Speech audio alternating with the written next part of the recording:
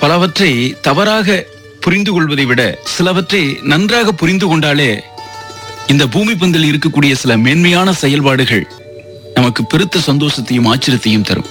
அப்படித்தான் ராமர் பாலம் கட்டப்பட்ட விதம். இந்த சமுத்திரத்தின் நடுவே சேதுவை கட்ட ராமர் தீட்டிய திட்டம் என்பது வித்தியாசமானது. ஆன்மீக பெரியோர்கள் சொல்கிறார்கள், அந்த சமுத்திரத்தின் மீது போட்ட கல் மிதந்தது.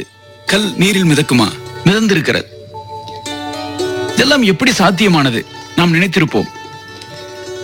அதற்கு தீட்டிய திட்டமே வித்தியாசமானது என்று சொல்லுகிறார்கள். ராமர் பாலத்தை கட்ட தீட்டிய திட்டமே வித்தியாசமானது என்று சொல்கிறார்கள். பாலத்தை கட்ட தீர்மானித்தவுடன் ஸ்ரீ ராமர் முறைப்படி சமுத்திரராஜனிடம் போய் வேண்டி நிற்கிறார். சமுத்திரராஜனோ கர்வத்தால் அவர் முன்னால் தோன்றாமலேயே இருக்கிறார். ஸ்ரீராமர் முன் தோன்றவே இல்லை. ராமருக்கு கோபம் வருகிறது. உடனே லட்சுமணரை அழைத்து தன்னுடைய வில்லை கொண்டு வரும்படி சொல்லுகிறார்.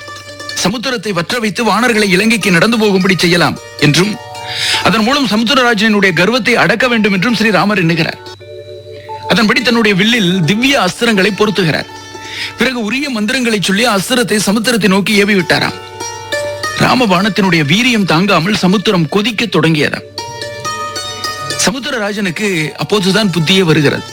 உடனே ராமர் முன் வந்து தோன்றுகிறார். வானர்கள் போடக்கூடிய பொருள்கள் எல்லாவற்றையுமே நான் மிதக்கும்படி செய்கிறேன்.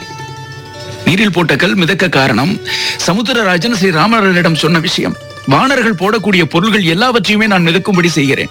அந்த பொருட்களை விஸ்வகர்மாவினுடைய தேவதட்சணினுடைய பிள்ளையாகிய நலன் என்ற வானர சிரேஷ்டன் தொட்டால் அவை உறுதியாய் ஒன்றோடொன்று சேர்ந்து கொள்ளும் என்றும் சொன்னாராம். இதன் மூலமாகவே கட்டளை சேர்த்து சமுத்திரத்தின் குறுக்கே இலங்கை வரை அணை கட்டிக் கொள்ளலாம். அதன் வெளியே வானர சேனைகளையும் இலங்கைக்கு அழைத்து செல்லலாம் என்று ஒரு வழிமுறை சொல்லி இருக்கிறான் அன்றைக்கு சமுத்திரராஜன். ஒருவேளை அப்படியும் மீறி அணை உடைந்து விட்டால் அலைகளை நிறுத்தி நான் பார்த்துக் கொள்கிறேன் என்று ஸ்ரீராமரிடம் சமுத்திரராஜன் வாக்களித்தார். அப்படி கட்டப்பட்டதுதான் ராமர் பாலம் என்று நமக்கு ஆன்மீகம் சொல்லுகிறது. ஆன்மீக பெரியோர்கள் சொல்கிறார்கள். எந்த ஒரு விஷயத்திற்கு பின்பும் நிகழ்வுகள் இருக்கிறது என்பதற்கு இது ஒரு சின்ன உதாரணம். எந்த ஒரு விஷயத்தை நீங்கள் எடுத்துக்கொண்டாலும் ஒரு ஆன்மீகம் சார்ந்த ஒரு விஷயமாக இருக்கக்கூடிய ஒன்றில் ஏதேனும் ஒன்று மறைமுகமாக மறைந்திருக்கிறது என்பது நிதர்சனமான உண்மை. தேடி பாருங்கள். தேடல்தான் வாழ்க்கையை எப்போதுமே ரசிக்க வைக்கும், நம்ப வைக்கும்.